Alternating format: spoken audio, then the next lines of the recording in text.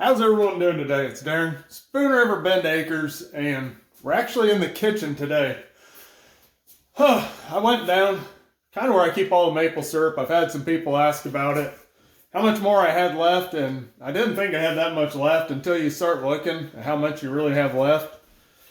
But I want to show you, these are half-gallon mason jars that hold half a gallon. And I've still got four of these. Plus there's 4 pints, and I think there's 3 quarts down there yet. So it's not the nicest day in the world out, as you can see. It's been snowing, and I decided today might as well go ahead and we're going to rejar some of this.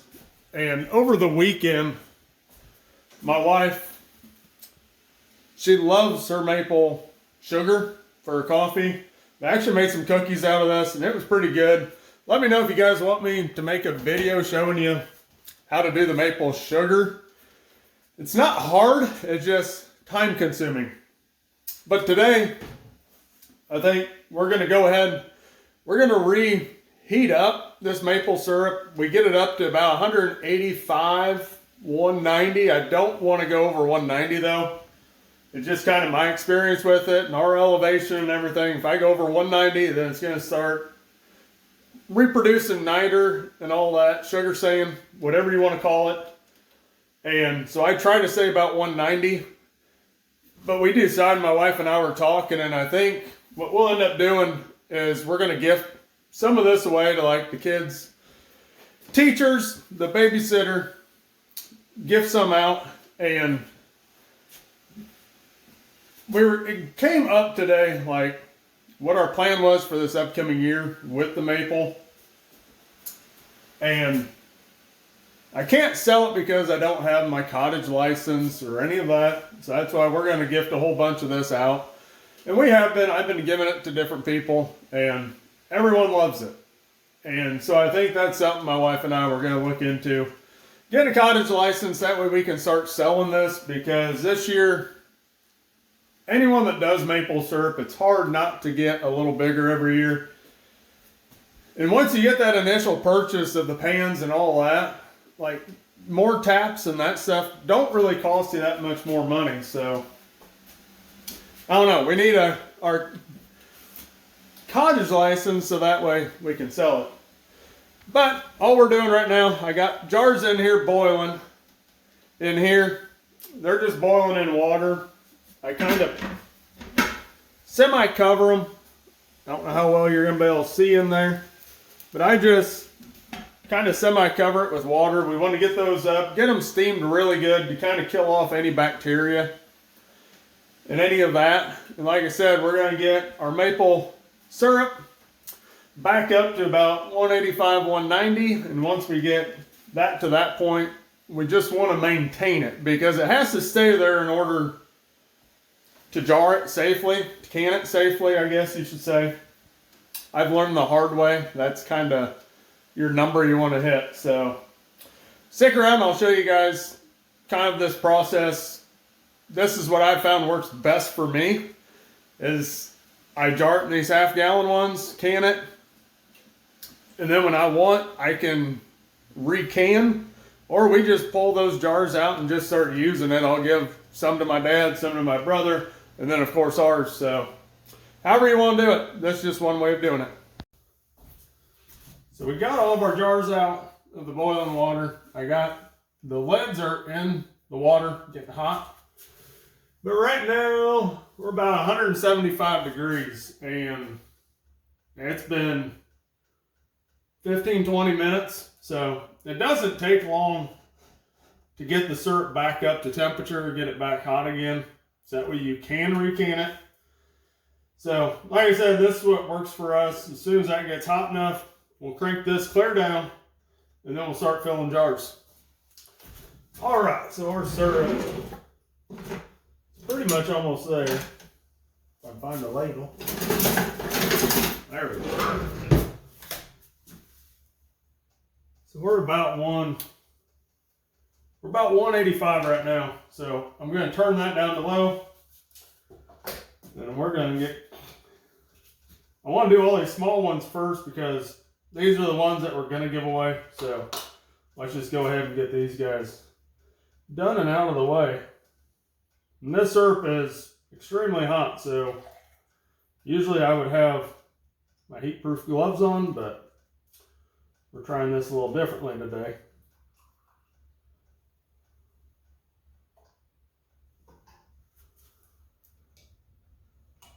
And then we're going to wipe the tops of these real quick. Take your lid, drop your lid on, get yourself a nice band. We're going to band that. I just kind of turn it for a second. We're good to go.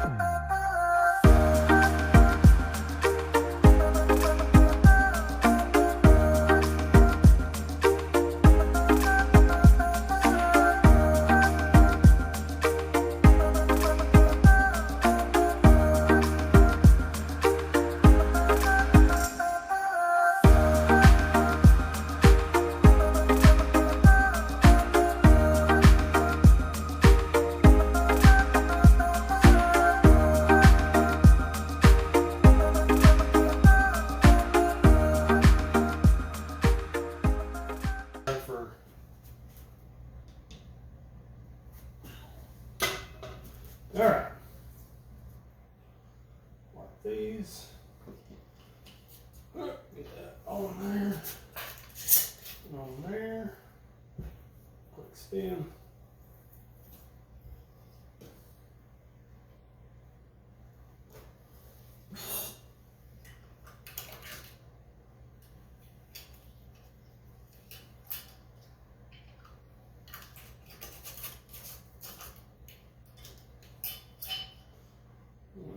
Around.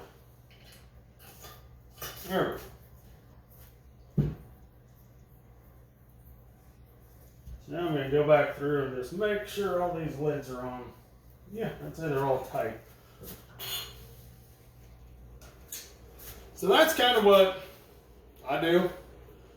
So that was not quite a whole gallon's worth of maple syrup. We had 2 of those jars had quite a bit of nitre in them, and I want to show you guys.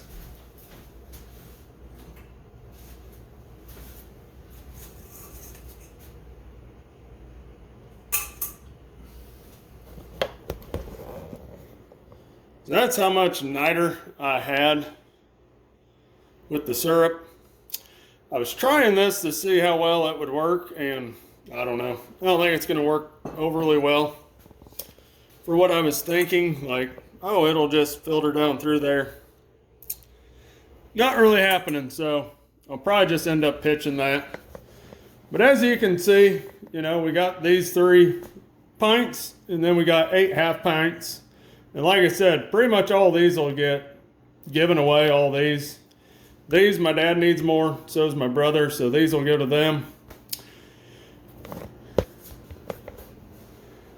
Like I said, this is just an easy way for me to store it and then to go through it. And what I've also found is with that nitre, for me it's really hectic when I'm cooking it and then trying to bottle it for like long-term storage, not having to rebottle it again. It gets hectic. And that's what I found, like if I just dump it into those half-gallon ones, even if there's some nitre after filtering and everything, once you let them sit for a couple months, that nitre will actually separate down onto the bottom. And I found that you can actually save most of that syrup just by dumping off. Until you get to the nitre, you'll start seeing it come out, that sugar sand, and just quit and either throw that away, or a lot of people say just cook that down and make maple sugar out of it. So whatever works for you, that's all part of this. Everyone does things differently. And this is just kind of my way of doing it. So that's what works for us. So I guess if you guys want to watch me make maple sugar sometime, let me know. Leave me a comment. But we're getting down to where, we're 2.5, 3 months out, and we'll be making maple. We'll be tapping the maple trees anyways and seeing what happens. We definitely need some rain for it this year, though. We don't have much ground moisture, so I don't know how well of a year we'll even have of it. But we'll definitely give it a shot anyways. But everyone, that's just kind of how we do it, how we recan later on in the year. And it works great for us, and it works great for how I do it. So everyone, go down, hit that subscribe button, like the video, and we'll see you when we get the next one out.